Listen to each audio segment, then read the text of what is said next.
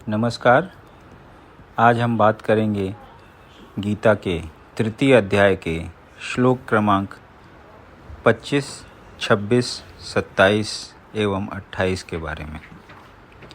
सक्ताः कर्मण्य विद्वांसो यथा कुर्वन्ति भारत, कुर्याद्विद्वांस्तथा सक्तश्चिकीर्षुर्लोक संग्रहम्।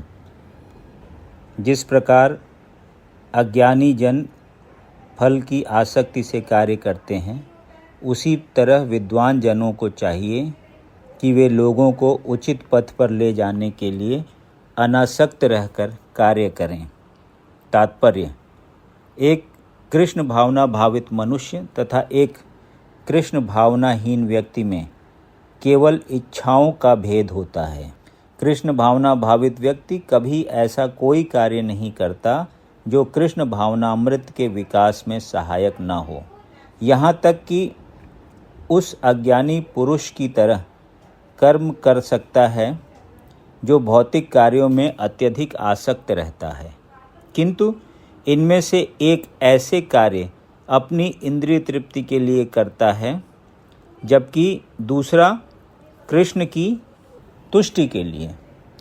अतः कृष्ण भावना भावित व्यक्ति को चाहिए कि वह लोगों को यह प्रदर्शित करे कि किस तरह कार्य किया जाता है और किस तरह कर्म फलों को कृष्ण भावनामृत कार्य में नियोजित किया जाता है।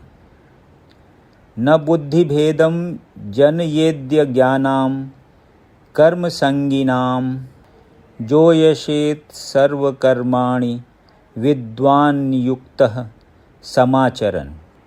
विद्वान व्यक्ति को चाहिए कि वह सकाम कर्मों में आसक्त अज्ञानी पुरुषों को कर्म करने से रोकें, ताकि उनके मन विचलित न हो, अपितु भक्ति भाव से कर्म करते हुए वह उन्हें सभी प्रकार के कार्यों में लगाए। तात्पर्य: वेदैश्च सर्वैरहमेव वेद्यः। यह सिद्धांत संपूर्ण वैदिक अनुष्ठानों की पराकाष्ठा है। सारे अनुष्ठान, सारे यज्ञ कृत्य तथा वेदों में भौतिक कार्यों के लिए जो भी निर्देश हैं, उन सबों समेत सारी वस्तुएं कृष्ण को जानने के निमित्त हैं, जो हमारे जीवन के चरम लक्ष्य हैं।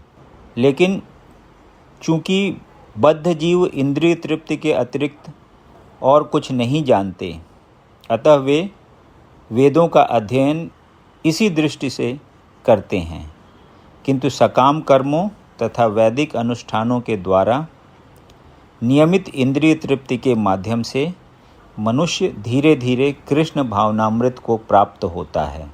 अतः कृष्ण भावनामृत में स्वरूप सिद्ध जीव को चाहिए कि अन्यों को अपना कार्य करने या समझने में बाधा न पहुंचाए, अपितु उन्हें यह प्रदर्शित करे कि किस प्रकार सारे कर्म फल को कृष्ण की सेवा में समर्पित किया जा सकता है।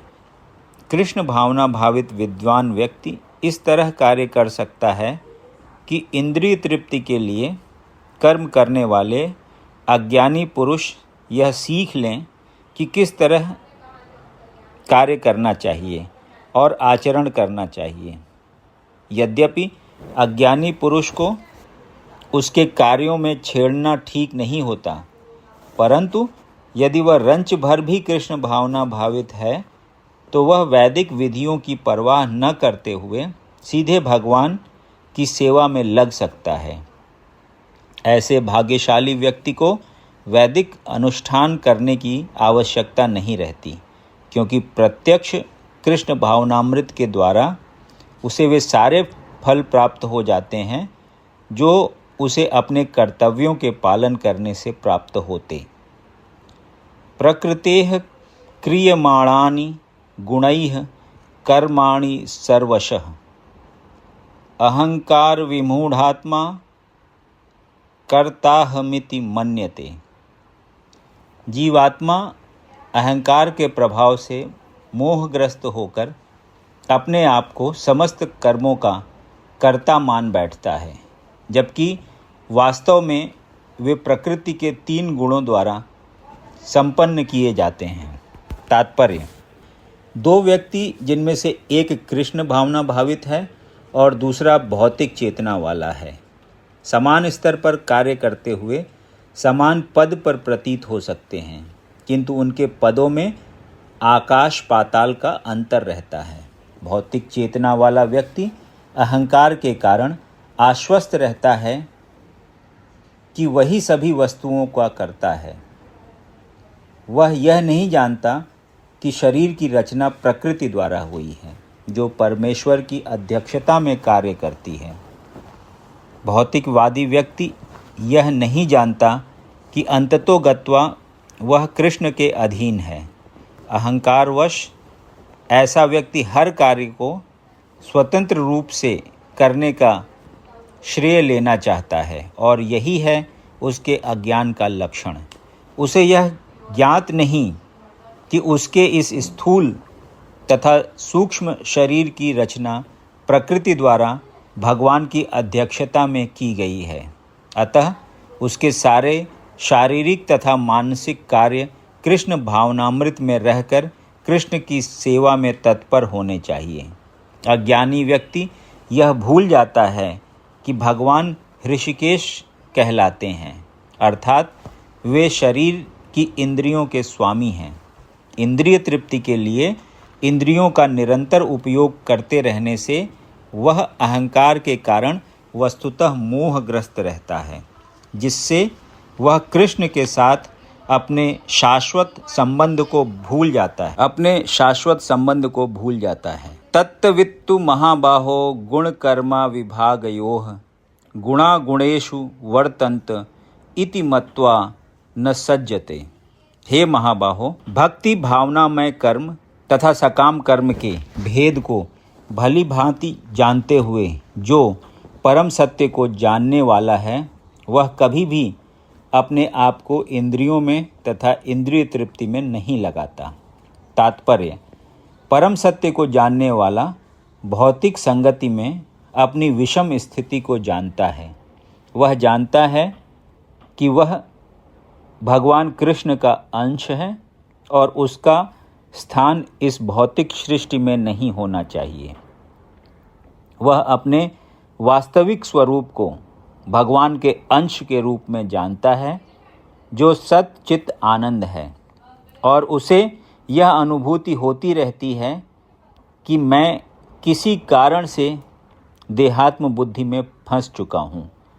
अपने अस्तित्व की शुद्ध अवस्था में उसे सारे कार्य भगवान कृष्ण की सेवा में नियोजित करने चाहिए।